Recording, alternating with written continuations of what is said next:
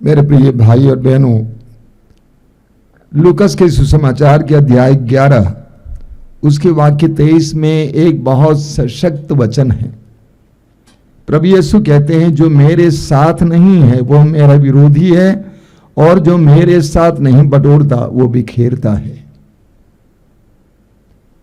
प्रभु यीशु कहते हैं कि जो मेरे साथ नहीं बटोरता वो बिखेरता है।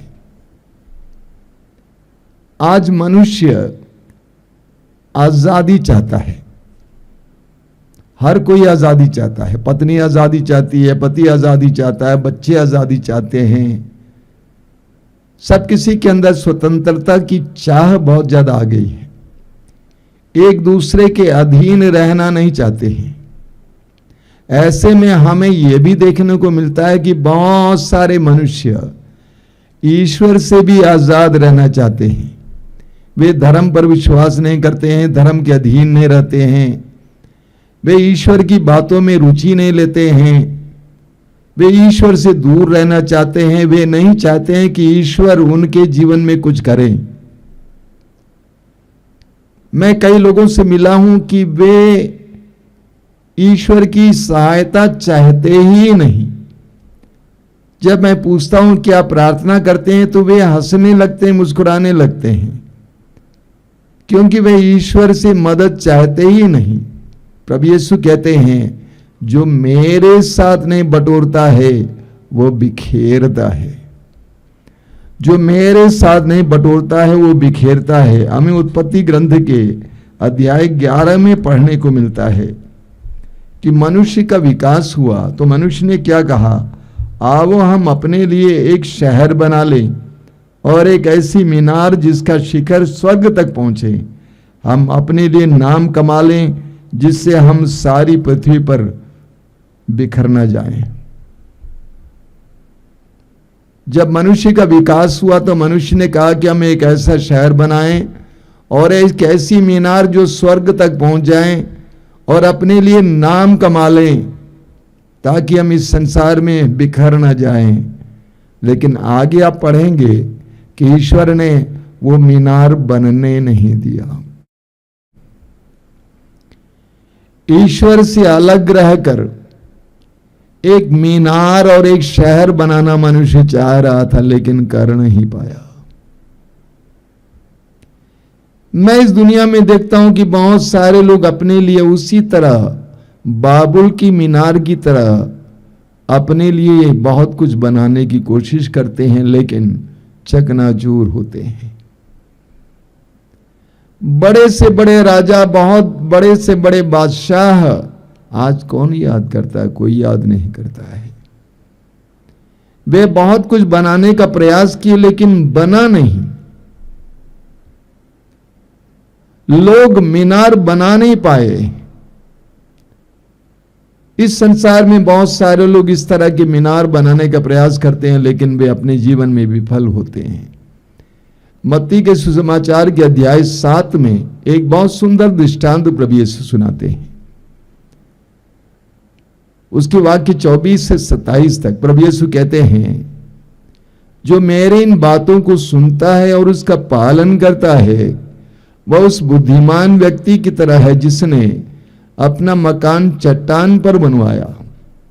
वर्षा हुई, नदियों में बाढ़ आई, आंधी चली, उस मकान से टकराई, लेकिन वो मकान नहीं गिरा। लेकिन जो मेरी इन बातों को सुनता है और उसका पालन नहीं करता है वह उस मूर्ख व्यक्ति की तरह है जिसने अपने मकान को बालू पर बनवाया। वर्षा हुई, नदियों में बाढ़ आई, आंधी चली और उससे टकराई और वो मकान गिरकर धराशायी हो गया। प्रभु यीशु उस व्यक्ति को बुद्धिमान कहते हैं जो ईश्वर पर निर्भर रहता है और ईश्वर के वचन के अनुसार अपना जीवन चलाता है। प्रभु से बुद्धिमान कहते हैं क्योंकि उसका जीवन स्थिर है, स्थायी है। उसका बनाया हुआ सब कुछ स्थिर है, स्थायी है। हमें उत्पत्ति ग्रंथ में पढ़ने को मिलता है, ईश्वर ने आदम और हेवा को अपना प्रतिरूप बनाया। अपने प्रतिरूप बनाया और अदन बगान में रखा और अदन बगान के उनको मालिक बनाया। लेकिन शैतान ने उनको बहका दिया, सर्प ने उनको बहका दिया, शैतान ने उनको बहका दिया और शैतान ने कहा कि जो फल प्रभु ने मना किया है खाने के लिए, उसको खाने से तुम ईश्वर के बराबर हो जाओगे, ईश्वर के सदृश हो जाओगे। आदम और एवा ने सोचा कि हम ईश्वर के बराबर हो जाएंगे, हम ईश्वर के सदृश हो जाएंगे, और उन्होंने उस फल को खाया और हम जानते हैं उसका नतीजा क्या है। बहुत सुंदर कहानी है। आदम और हेवा को अर्धनग्न अवस्था में अदन बगान से बाहर किया जाता है। ईश्वर से अलग रहकर हम जो कुछ करने का प्रयास करते हैं वह तुच्छ और नाकुच्छ प्रमाणित किया जाएगा। हमें लूकस के सुसमाचार के अध्याय 8 उसके वाक्य 22 में पढ़ने को मिलता है।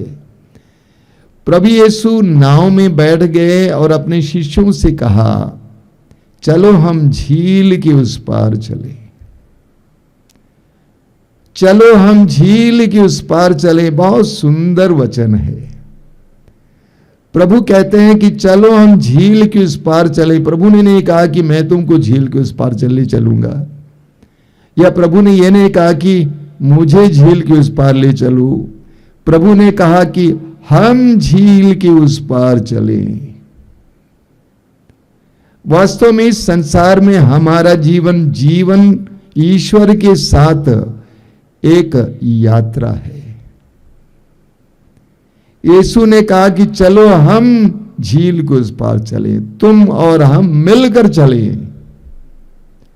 अगर तुम और हम मिलकर चलेंगे तो तुम्हारी जिंदगी सफल होगी और बहुत सुखमय होगी। ये जीवन ईश्वर के साथ एक सुंदर यात्रा बननी चाहिए, लेकिन कितना नारकी और कटु बनता जा रहा है ईश्वर से अलग होकर। प्रभु ने कहा चलो हम झील के उस पार चलें। अगर हम ईश्वर के साथ चलेंगे तो हम भी गा सकेंगे, जिंदगी एक सफर है सुहाना। हमारी जिंदगी भी एक सुंदर सफर बन जाएगी। उत्पत्ति ग्रंथ के अध्याय 2 उसके वाक्य 7 में हम पढ़ते हैं, ईश्वर ने आदम की पुतली बनाई, मिट्टी से आदम को गढ़ा और उसके नथनों में प्राणवायु फूका और वो सजीव तत्व बन गया।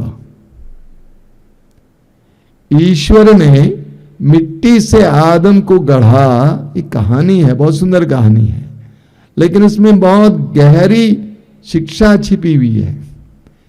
ईश्वर ने आदम को मिट्टी से गढ़ा और उसके नथनों में प्राणवायु फूंक दिया और वो सजीव तत्व बन गया। मेरे प्रिय भाई और बहनों, आज भी हम ईश्वर के उस महान प्रेम के कारण जीवित हैं। ईश्वर आज हमारे अंदर भी अपने प्राणवायु को फूंक रहा है, और जिस समय ईश्वर हमारे अंदर प्राणवायु फूंकना बंद कर देगा हम मिट्टी बन जाएंगे। स्तोत्रकार कहता है स्तोत्र 139 में उसके वाक्य 13 में, तूने मेरे शरीर की सृष्टि की, तूने माता के गर्भ में मुझे गढ़ा। तूने मेरे शरीर की सृष्टि की, तूने माता के गर्भ में मुझे गढ़ा। ये एक सच्चाई है। हमारा अस्तित्व ईश्वर से आता है, हमारा जीवन ईश्वर से आता है, ये एक सच्चाई है।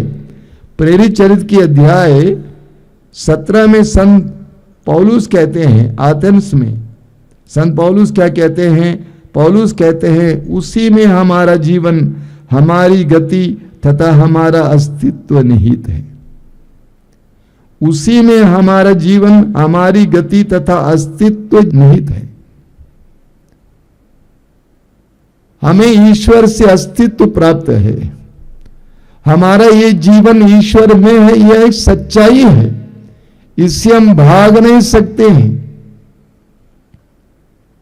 यूहन्ना के सुसमाचार के अध्याय 15 उसके वाक्य 4 और 5 में प्रभु यीशु कहते हैं, तुम मुझ में रहो और मैं तुम में रहूंगा।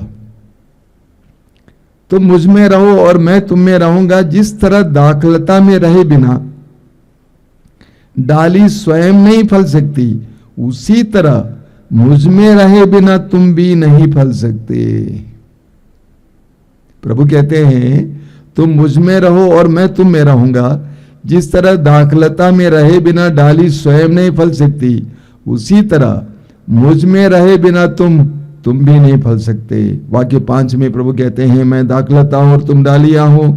जो मुझ में रहता है और मैं जिसमें रहता हूं वही बहुत फलता है, क्योंकि मुझसे अलग रहकर तुम कुछ भी नहीं कर सकते। क्योंकि मुझसे अलग रहकर तुम कुछ भी नहीं कर सकते, क्योंकि तुम मेरे जीवन का हिस्सा हो और मैं तुम्हारे जीवन का हिस्सा हूं। हमारा अलग अस्तित्व नहीं है। तुम डाली मात्र हो। हां, यह सच्चाई है कि डालियों पर ही फल आते हैं, लेकिन तुम डाली मात्र हो और मैं तना हूं। अगर मुझसे जुड़े रहोगे तो तुम फलोगे। मुझसे अलग रहकर तुम कुछ भी नहीं कर सकते। मुझसे अलग रहकर तुम कुछ भी नहीं कर सकते। वाक्य 6 को सुनिए। प्रभु कहते हैं, यदि कोई मुझ में नहीं रहता तो वह सूखी डाली की तरह फेंक दिया जाता है। लोग ऐसी डालियां बटोर लेते हैं और आग में झोंक कर जला देते हैं। प्रभु कहते हैं, यदि तुम मुझ में नहीं रहोगे तो तुम सूख जाओगे।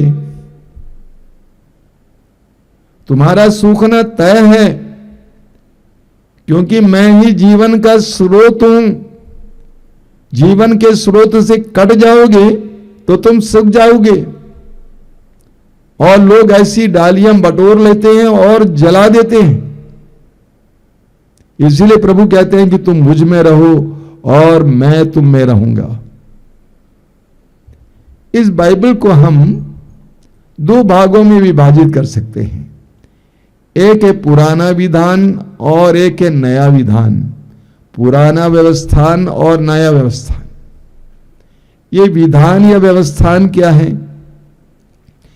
पूरी बाइबल में जो कहानी, जो घटना बताई गई है, जो बातें बताई गई हैं, जो शिक्षाएं दी गई हैं, उसका निचोड़ यह है कि ईश्वर हमसे प्रेम करता है और ईश्वर हमारे साथ एक रिश्ता बनाए रखना चाहता है। और हमारे जीवन का कल्याण, हमारे जीवन की सफलता इसमें है कि हम ईश्वर के साथ जुड़कर उस विधान के अनुसार जीवन जिए। ईश्वर ने इस्राएली जनता से कहा कि मैं तुम्हारे साथ एक विधान बनाऊंगा, तुम मेरी प्रजा बने रहोगे और मैं तुम्हारा ईश्वर रहूंगा। और जब तक इस्राएली जनता प्रभु की इस बात को मानती रही, तब तक वे सुरक्षित रहे। जब तक वे ईश्वर की प्रजा के रूप में जीवन जी रहे थे, तब तक ईश्वर उनका संरक्षक बना रहा, ईश्वर उनका रक्षक बना रहा। ईश्वर ने स्वयं इस्राएलियों की लड़ाई लड़ी, इस्राएलियों के लिए लड़ाई लड़ी। प्रभु कहते हैं, तुम मेरी प्रजा बने रहो और मैं तुम्हारा ईश्वर बना रहूंगा। ये हमारे लिए भी एक सच्चाई है। अगर हम ईश्वर को हमारे जीवन में कार्य करने देते हैं, हम ईश्वर के साथ जुड़े रहते हैं, तो हमारे जीवन में भी ईश्वर के संरक्षण का एहसास होगा, हमारे जीवन में भी ईश्वर की रक्षा का एहसास होगा। देखिए स्तोत्रकार क्या कहता है स्तोत्र 23 में, प्रभु मेरा चरवाहा है, मुझे किसी बात की कमी नहीं। प्रभु मेरा चरवाहा है, मुझे किसी बात की कमी नहीं। स्तोत्र 23 को आप बराबर पढ़ते हैं, बहुत सुंदर स्तोत्र है। स्तोत्र 23 में स्तोत्रकार क्या कहता है, प्रभु मेरा चरवाहा है, मुझे किसी बात की कमी नहीं। वह मुझे हरे मैदानों में बैठाता और शांत जल के पास ले जाकर मुझ में नवजीवन का संचार करता है। चाहे अंधेरी घाटी होकर जाना पड़े, मुझे किसी अनिष्ट की शंका नहीं, क्योंकि तू मेरे साथ रहता है। मुझे तेरी लाठी, तेरे डंडे पर भरोसा है। जब हम प्रभु को अपना चरवाहा बनाते हैं, मानते हैं, तो हमारे जीवन में कोई कमी नहीं होगी, सारी कमियों को प्रभु पूर्ण करेंगे। पेतरुस अपने पहले पत्र के अध्याय 5 वाक्य 7 में कहते हैं, आप अपनी सारी चिंताएं उस पर छोड़ दें। आप अपनी सारी चिंताएं उस पर छोड़ दें, क्योंकि वह आपकी सुधि लेता है। एक महत्वपूर्ण बात है। पेतरुस कहते हैं कि आप अपनी सारी चिंताएं उस पर छोड़ दें, क्योंकि वह आपकी सुधि लेता है।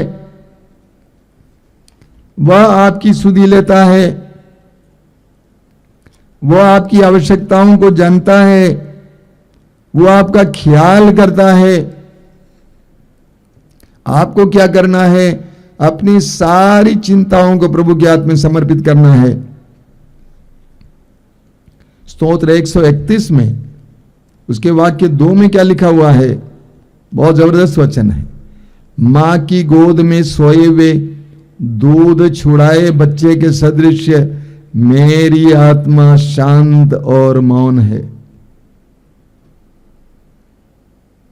स्तोत्रकार कहता है, मैं प्रभु पर इतना भरोसा रखता हूं, मैं प्रभु के साथ जुड़ा हूं, मेरा जीवन प्रभु के साथ जुड़ा हुआ है, इसीलिए मां की गोद में सोए हुए दूध छुड़ाए बच्चे के सदृश मेरी आत्मा शांत और मौन है। इस दुनिया में बहुत सारे लोग बहुत ज्यादा चिंतित हैं, बहुत ज्यादा बेचैन हैं। उनकी बेचैनी का कारण क्या है? उनकी बेचैनी का कारण है कि वे प्रभु पर भरोसा नहीं रखते हैं। वे प्रभु के साथ जुड़कर जीवन नहीं जीते हैं। जो प्रभु के साथ जुड़कर जीवन जीता है, उसके अंदर शांति रहेगी। जो प्रभु के साथ जीवन जीता है, वो फलवंत होगा, वो फल उत्पन्न करेगा, उसके जीवन में सफलता नजर आएगी, उसके जीवन में शांति नजर आएगी। लेकिन जो प्रभु के साथ जुड़ा हुआ नहीं है, वो बहुत ज्यादा बेचैन रहेगा और शांत रहेगा। देखिए स्तोत्रकार क्या कहता है? स्तोत्रकार कहता है स्तोत्र 118 में उसके वाक्य 6 से 9 तक, प्रभु मेरे साथ है, मुझे कोई भय नहीं। प्रभु मेरे साथ है, मुझे कोई भय नहीं। मनुष्य मेरा क्या कर सकते हैं? प्रभु मेरे साथ है, वो मेरी सहायता करता है। मैं अपने शत्रुओं का डट कर सामना करता हूं। मनुष्यों पर भरोसा रखने की अपेक्षा प्रभु की शरण जाना अच्छा है। स्तोत्रकार कहता है, मनुष्यों पर भरोसा रखने की अपेक्षा प्रभु की शरण जाना अच्छा है। आगे, शासकों पर भरोसा रखने की अपेक्षा प्रभु की शरण जाना अच्छा है। स्तोत्रकार अपने में बहुत शांति का एहसास करता है, क्योंकि वो अपने जीवन को प्रभु पर बना रहा है। कहा जाता है कि स्तोत्र राजा दाऊद के द्वारा लिखा गया है। राजा दाऊद ईश्वर पर भरोसा रखता है। राजा दाऊद इस्राएल का वो राजा था जो यशस्वी था और 40 साल तक शासन किया। जहां भी जाता था उसको विजय मिलती थी। वही राजा कहता है कि शासकों पर भरोसा रखने की अपेक्षा ईश्वर की शरण जाना अच्छा है। शासकों पर भरोसा रखने की अपेक्षा ईश्वर की शरण जाना अच्छा है। कई लोग अपने टैलेंट्स पे, अपनी प्रतिभाओं पर निर्भर रहते हैं। कई लोग अपनी बुद्धि पर निर्भर रहते हैं। मुझे कई ऐसे युवक युवतियों से मिलने का मौका मिलता है जो कहते हैं कि मैंने बहुत परिश्रम किया, बहुत पढ़ाई की, मुझे अच्छी खासी नंबर भी मिली है, लेकिन जिंदगी नहीं बन रही है। मैंने कहा प्रभु के साथ जुड़ जाओ। एक बात की कमी है, वो है कृपा। और वो कृपा तुम्हें बाजार में नहीं मिलेगी, किसी यूनिवर्सिटी में नहीं मिलेगी, किसी किताब में नहीं मिलेगी। वो कृपा तुम्हें प्रभु के शरण में मिलेगी। और प्रभु के साथ जुड़ जाओ, तुम देखोगे तुम्हारे जीवन में क्या होगा। रोमियो के पत्र के अध्याय 8 वाक्य 31 में संत पौलुस क्या कहते हैं, यदि ईश्वर हमारे साथ है तो कौन हमारा विरोध कर सकता है। यदि ईश्वर हमारे साथ है तो कौन हमारा विरोध कर सकता है। अगर ईश्वर हमारे साथ है तो सब कुछ हमारे लिए कल्याण में परिवर्तित हो जाएगा। यदि ईश्वर हमारे साथ है तो कौन हमारा विरोध कर सकता है। स्तोत्र 5 में लिखा हुआ है, स्तोत्र 5 उसके वाक्य 12 में, जो तेरी शरण जाते हैं वे सब आनंद मनाएंगे। जो तेरी शरण जाते हैं वे सब आनंद मनाएंगे। तू उनकी रक्षा करेगा, वे सदा हर्षित रहेंगे। जो तेरे नाम के प्रेमी है वे आनंद के गीत गाएंगे। बहुत सुंदर है, क्या लिखा हुआ है, जो तेरी शरण जाते हैं वे सब आनंद मनाएंगे। तू उनकी रक्षा करेगा, वे सदा हर्षित रहेंगे। जो तेरे नाम के प्रेमी है वे आनंद के गीत गाएंगे। प्रभु यीशु ने कहा, जो मेरे साथ नहीं बटोरता है वो बिखेरता है, लेकिन जो यीशु के साथ बटोरता है वो बिखेरता नहीं है। उसका जो भी बटोरा हुआ वो बढ़ता जाता है, उसके अंदर आनंद होगा। एक सच्चे विश्वासी, एक सच्चे मसीही की पहचान यह है, आनंद। वो आनंदित रहता है हर परिस्थिति में। वो जानता है कि मेरा प्रभु मेरे साथ है, प्रभु मेरे चरवाहा है, मुझे किसी बात की कमी नहीं, कोई कमी नहीं होगी। मेरे प्रिय भाई और बहनों, प्रभु के साथ जुड़कर एक जीवन जीना सीखिए। जब आप प्रभु के साथ जुड़कर जीवन जिएंगे तो आपका जीवन एक सुंदर सफर बनेगी। प्रभु के साथ जुड़कर जीना सीखिए। मैं अक्सर लोगों से बोला करता हूं, प्रभु को अपने जीवन में कार्य करने के लिए स्थान दीजिए, समय दीजिए। Give space to God to act in your life. ईश्वर से अलग रहकर अपनी दुनिया बसाने के लिए प्रयास मत करो। बाबुल का मीनार याद करना, ईश्वर से अलग रहकर अपने सपनों में अपनी दुनिया बनाने का प्रयास मत करो, बल्कि ईश्वर से जुड़ जाइए, क्योंकि वो आपके जीवन का स्रोत है। क्योंकि वो जीवन का स्रोत है। जब आप ईश्वर से जुड़ जाएंगे आपके जीवन में कृपाएं देखने को मिलेंगी। अंग्रेजी में एक बहुत सुंदर गीत है, great things happen when God mixes with man. यानी जब मनुष्य ईश्वर को अपने जीवन में जोड़ने देता है तो उसके जीवन में महान कार्य होते हैं। Great things happen when God mixes with man. मनुष्य के जीवन में ईश्वर को स्थान दिया जाता है तो उसके जीवन में बड़े बड़े चिन्ह और चमत्कार देखने को मिलेंगे। मैं जानता हूं कोरोना काल में बहुत सारे भाई बहन ऑनलाइन प्रोग्राम्स के द्वारा अपने आध्यात्मिक जीवन को शुरू किए और वे कहते हैं कि उनके जीवन में एक ताजगी आ गई। वे कठोर परिश्रम करते थे लेकिन उसके अनुसार प्रतिफल नहीं मिलता था, लेकिन जब से प्रभु से जुड़े हुए हैं इन आध्यात्मिक कार्यक्रमों के जरिए उनके जीवन में ताजगी आ गई, उनके जीवन में सफलता आ गई है। कई लोग मेरे सामने आकर बैठते हैं और बोलते हैं कि मैं बता नहीं सकता हूं कि प्रभु की कितनी कृपाएं हमें मिल रही हैं। प्रभु यीशु कहते हैं, जो मेरे साथ नहीं बटोरता है वो बिखेरता है। जो मेरे साथ नहीं बटोरता है वो बिखेरता है। हम बिखेरे ना बल्कि बटोरें। हम अपने जीवन को सुंदर बनाएं, सफल बनाएं। आइए हम प्रार्थना करें। प्रभु यीशु धन्यवाद देते हैं इन पलों के लिए, जीवन के दान के लिए धन्यवाद देते हैं। तू चाहता है कि हम तेरे साथ जुड़कर अपनी जिंदगी को सफल बनाएं। तू चाहता है कि हम तेरे साथ जुड़कर बहुत फल उत्पन्न करें। तू हमारी भलाई चाहता है, तू हमारा कल्याण चाहता है, लेकिन हम स्वतंत्रता चाहते हैं, हम तुझसे अलग रहकर बहुत कुछ करना चाहते हैं, लेकिन तू स्वयं कहता है जो मेरे साथ नहीं बटोरता है वो बिखेरता है। प्रभु हमें तेरे अधीन होने के लिए कृपा दीजिए, तेरे साथ जुड़कर जीवन जीने के लिए कृपा दीजिए, तेरे साथ यात्रा करने के लिए जीवन जीने के लिए कृपा दीजिए। धन्यवाद यीशु, धन्यवाद।